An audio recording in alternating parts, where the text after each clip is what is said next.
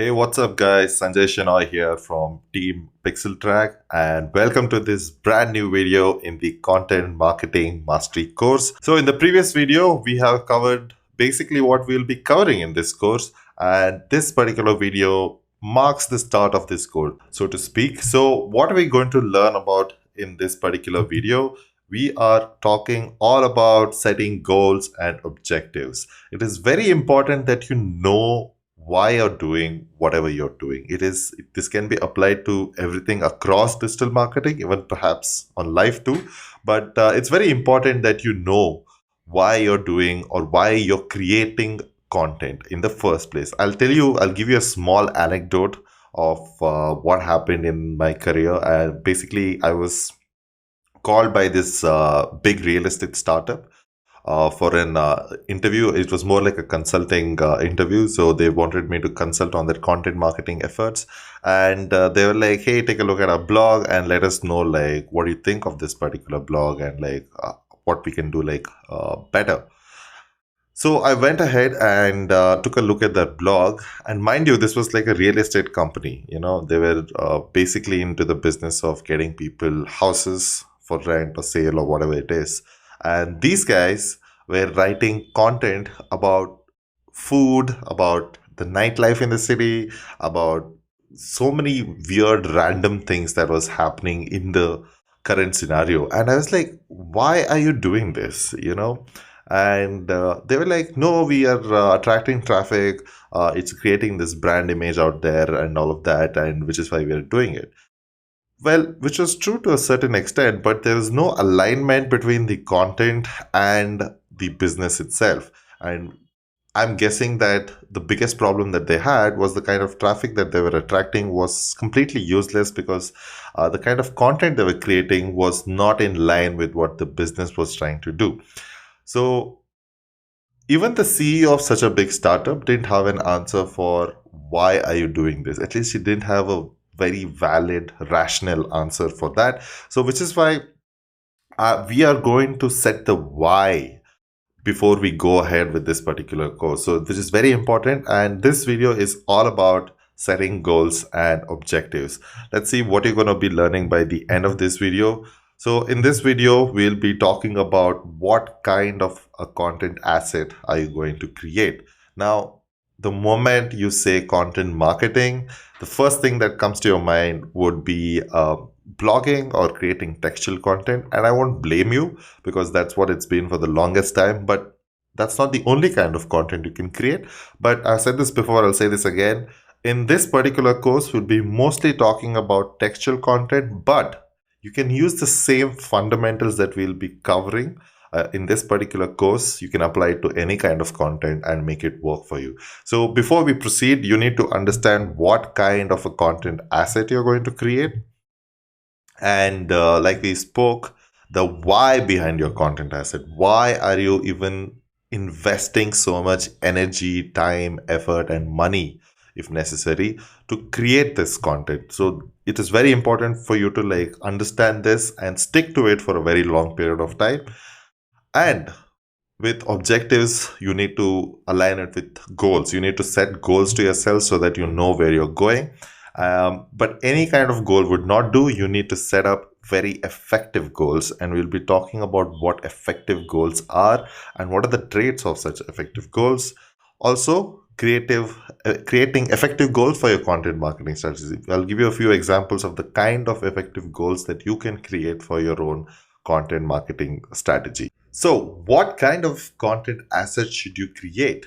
Well, honestly speaking, it all boils down to the skill set that you have and also what are you more comfortable with. Now, some people are more comfortable writing, some people are more comfortable, say, designing, some people are more comfortable creating videos. Whatever your skill set might be, whatever you're most comfortable with, you should stick to that. Because when you stick to something that comes very naturally to you, it kind of shows in the kind of content that you create. So pick something that you are very comfortable with, that you have the skill set to create in the first place. So let's quickly find out what are the different types of content assets that you can create. So the obvious usual suspect of the lot are blogs.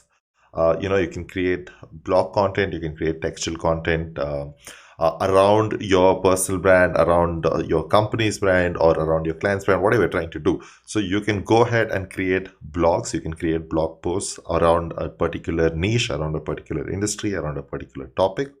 uh, if you're more inclined to design, so you can go ahead and like create infographics also. So you need to understand that uh, different mediums have different way of dispersing information.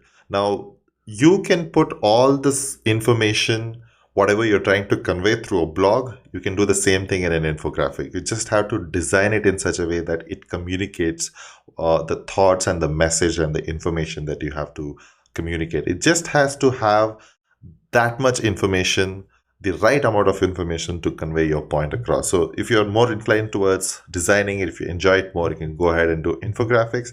You can also do ebooks or probably books, regular books also.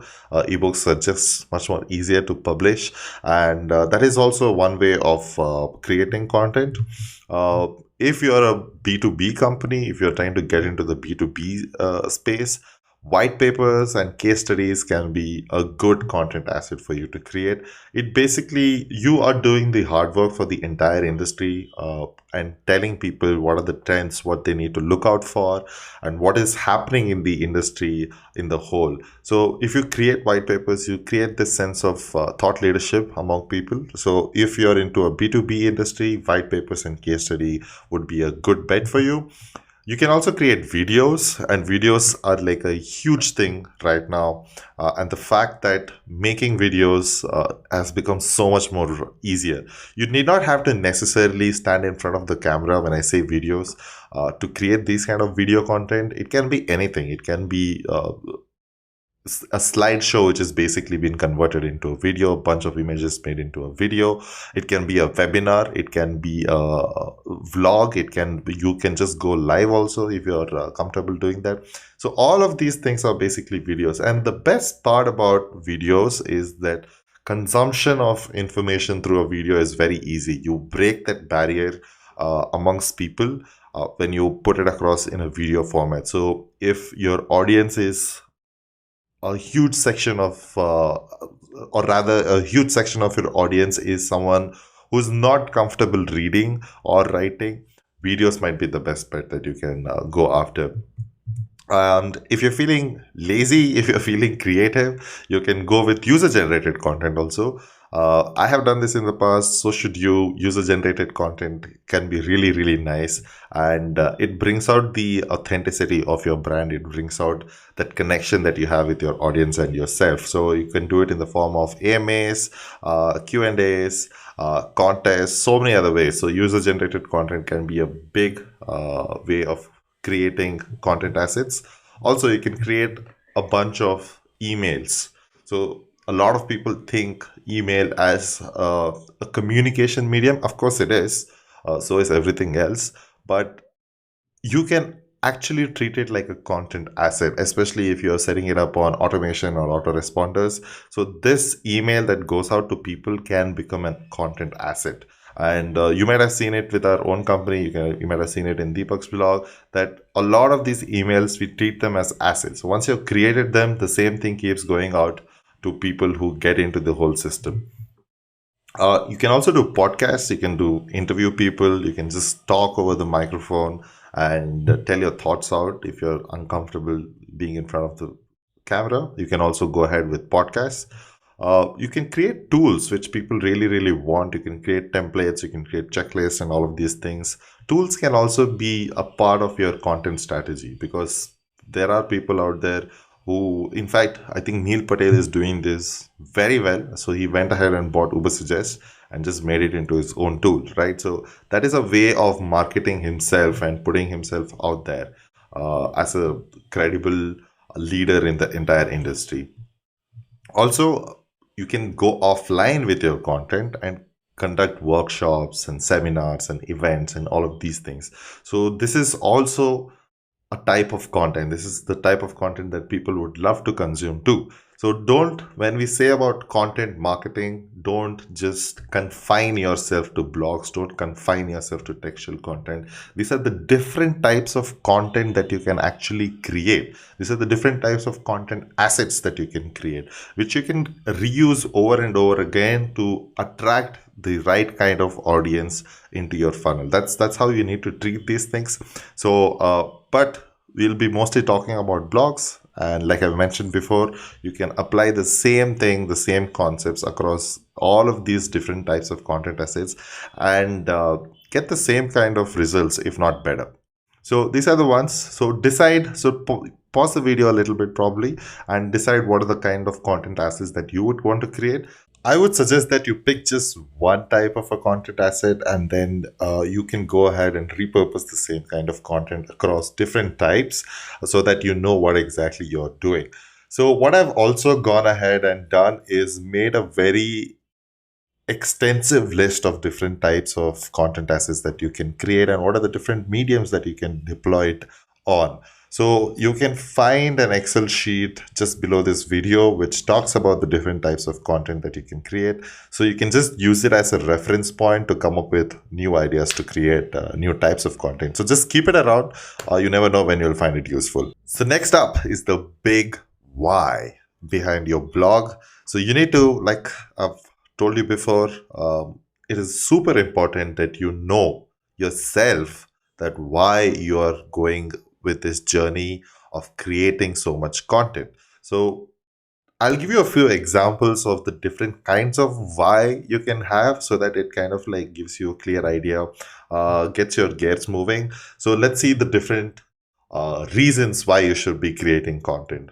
A lot of people use content to create brand identity, brand awareness, and brand recall. So when you create content, it creates a sense of identity around your brand. It personifies your brand. You know, that's what it does. What content does is it personifies your brand. So you can either use it for brand identity, you can use it to create brand awareness when you're solving problems in your industry. People tend to associate with brands who are trying to solve their problems, and also brand recall. So whenever they're at a lower stage of the funnel and when they come across content that might be helping them make that purchase decision, you can use content to do all of these things. So if you want to, this is one of your goals or your objectives, rather, not goals, objectives. So what you should be doing is, my objective is to create brand identity. My objective is to create brand awareness. So understand this very clearly. You can also be using content to build credibility, to build trustworthiness and authenticity. Credibility comes in when credibility and trustworthiness comes in when you add so much value to people's lives without taking anything back in return. And content gives you this opportunity or ability to be transparent and authentic to your audience. That increases the trust a lot more. So trust is the lubricant that you need for people to get through the marketing funnel and become your customer. So you can use content to do all of this. It can be as simple as to build an email list. Now, you might have seen the big guys in the industry say that the money lies in the email list, and it is so true, right? So, and how do you create or build this email list? You need something to attract people with, right? So, you attract people with content, you give away something in value so that they give their email information and their other information. And if this is what you want to do using your content piece or your content asset, very well. Also, especially if you're in the B2B industry, positioning yourself as a thought leader, as the industry leader, it becomes super critical when you use content. It becomes so much more easier when you create content, because there, with content, you're demonstrating your skills, you're demonstrating your abilities. It's like a showcase of what you can do as a company, as a person, whatever it might be. In your industry, you want to demonstrate as much as possible that you are the best one out there, and content can help you convey this. Also, a great tool to connect with your audience, especially if you're creating user generated content. You never know what kind of information you can get back from your customers and make your product, your offering, your service a lot more better. And it's a beautiful way to connect with the audience. And we do this a lot. You can see a lot of times we conduct polls, we conduct surveys, we ask people what they want and everything. There's so much connection happening. And in fact, we take it a step higher, and we actually go out in the physical world and actually meet with these people. So it really helps you to connect with your audience also.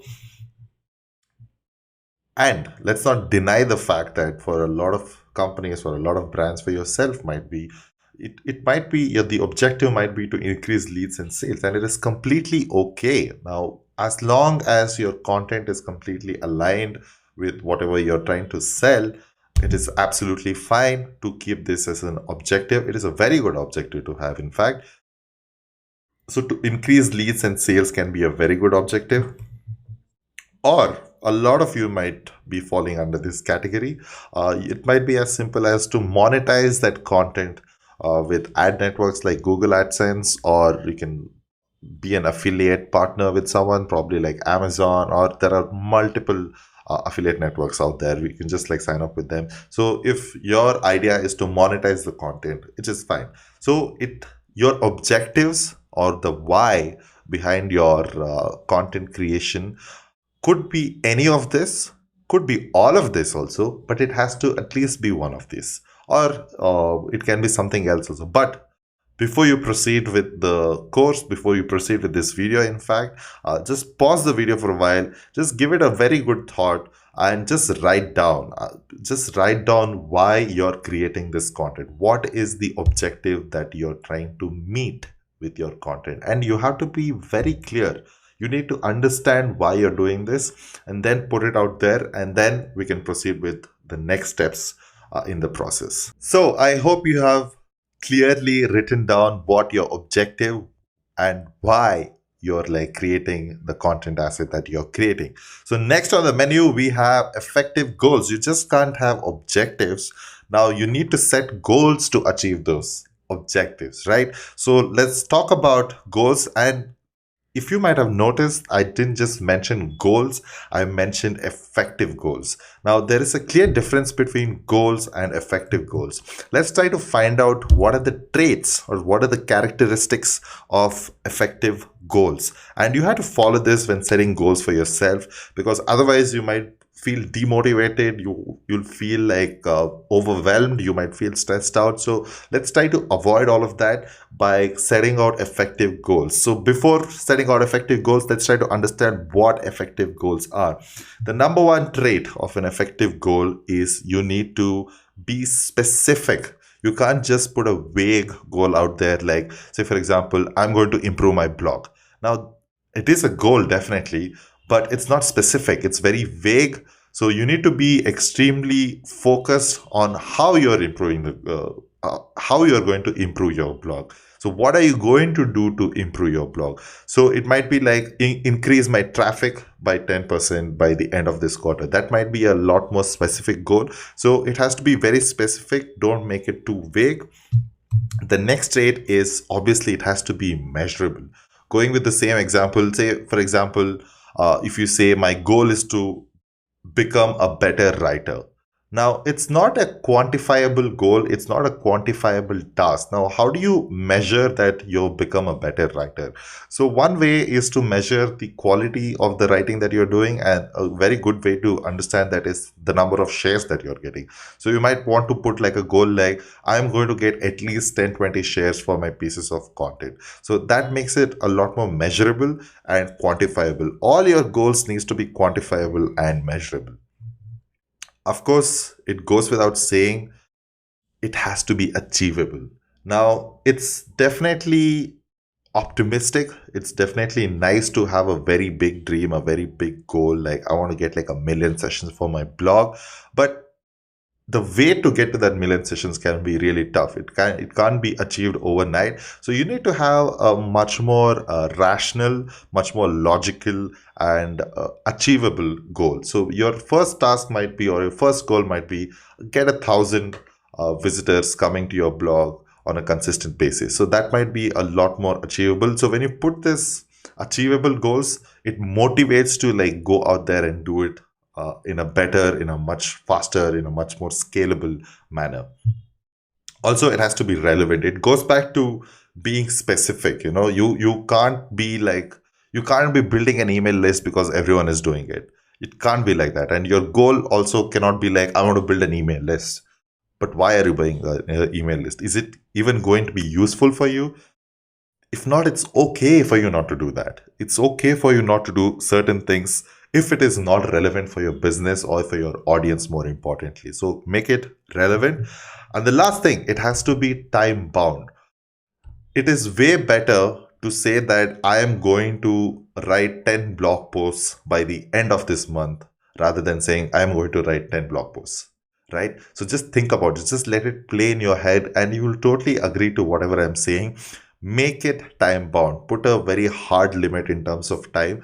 That way, create a sense of a deadline for yourself. That way, it'll give you the accountability, the responsibility to create all of these things or do all of these things in a time bound manner. And these are the specifics of effective goals. This is how effective goals needs to be. It might feel like I'm going down to the basics because I am, and because it is so important. A lot of people get lost in the basics and the devil lies in the details, right? So I'm trying to like get all of these things perfect before we start off in our content marketing mastery journey. So make your goals specific, make your goals measurable, keep it achievable, keep it relevant, and make it time bound.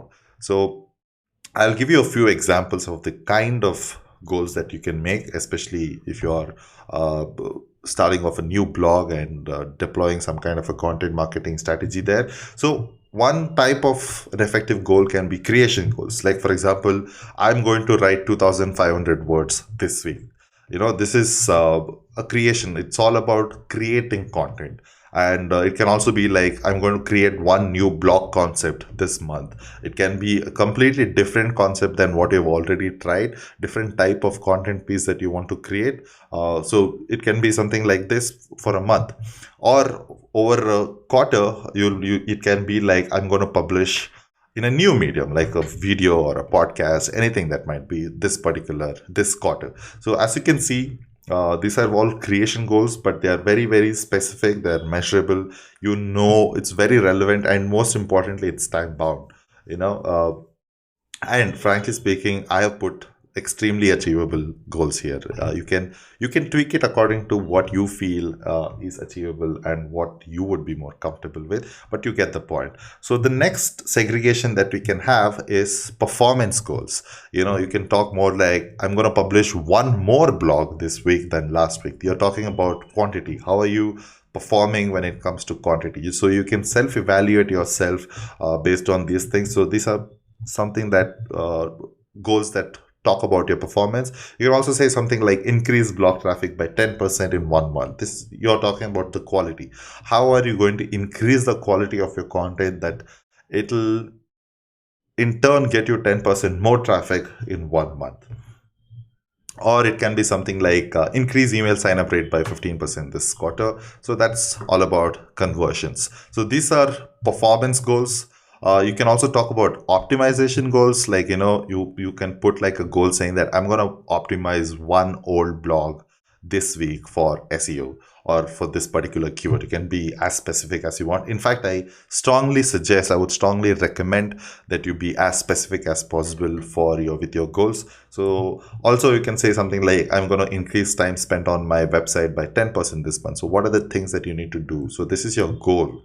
So this is not the things to do. This is the goal. Or say something like repurpose one blog into at least 3 formats this quarter.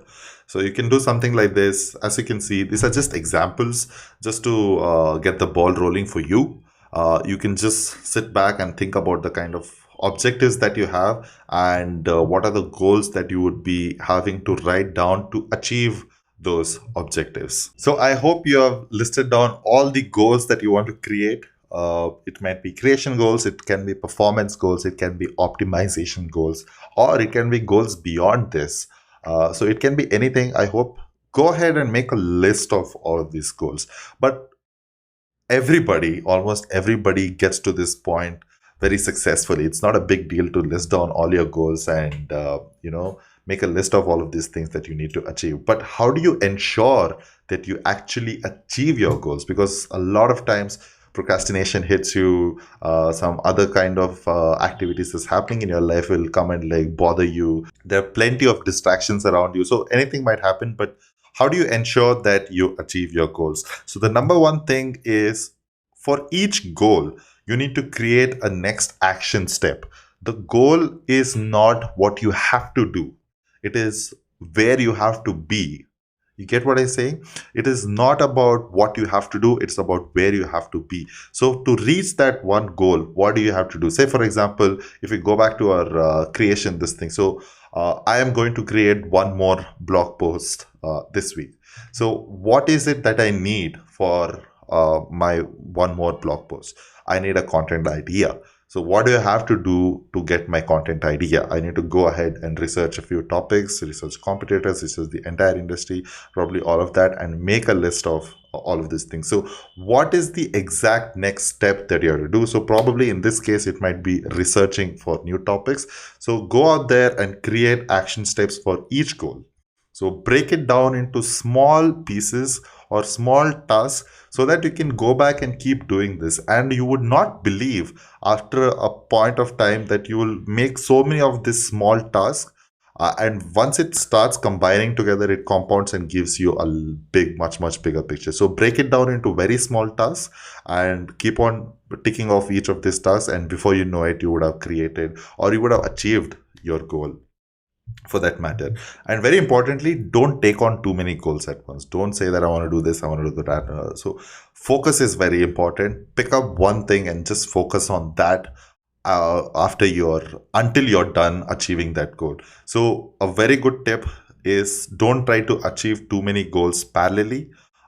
Try to do it sequentially. So once you have achieved one goal, move on to the next one. Don't try to take too many things on your plate. Trust me, I've done that mistake. You'll end up all over the place. So I strongly suggest you don't do that. And you need to know how to prioritize your goals. You need to know how much effort each activity is going to take and how much result it is going to give you back. So keeping all of these things in mind, you need to prioritize your goals and pick things that gives you the maximum impact with the least amount of effort and time and energy that you need to invest. So prioritize accordingly and have triggers for your goals. So it can be like, every Monday I'm going to do this, every Tuesday I'm going to repurpose my blog, every Wednesday I'm going to do an outreach campaign. So have triggers for your goals, and it really helps because sometimes you completely forget what needs to be done and all of these things. So having triggers for your goal really helps. And write your goals down. The simple, humble piece of paper and pen would do. But if you fancy like a proper project management tool or something like that, you can go with something like a Trello, Basecamp, whatever it is. I personally use Trello, so you can also go ahead and use Trello, but write your goals down. It really helps. Very importantly, you need to review your goals. So you need to evaluate yourself. You need to understand how many of these goals are you achieving every week, every month, every quarter. So once you create this, you'll have a sense of responsibility, you'll have a sense of accountability, and more importantly, you'll know where you're going and how you're headed. And a lot of people try to, one more suggestion that I have is, do not try to control the output. The only thing you can control is your input. How much effort are you putting in? And your results are definitely in proportion with your effort. Your results are going to be in proportion with your effort. So the more effort you put, the better your results are going to be. So be accountable. You can also have accountability partners. You can ask your friend to keep an eye on what you're doing and how much you're doing, and review your goals once in a while. So these are some of the tips that I have to ensure that you achieve all your content marketing goals and objectives. So that's about it for this particular video. I hope you enjoyed it. I strongly suggest you take action. You sit down and list out why you want to create this content asset, and list out all the goals that you want to achieve.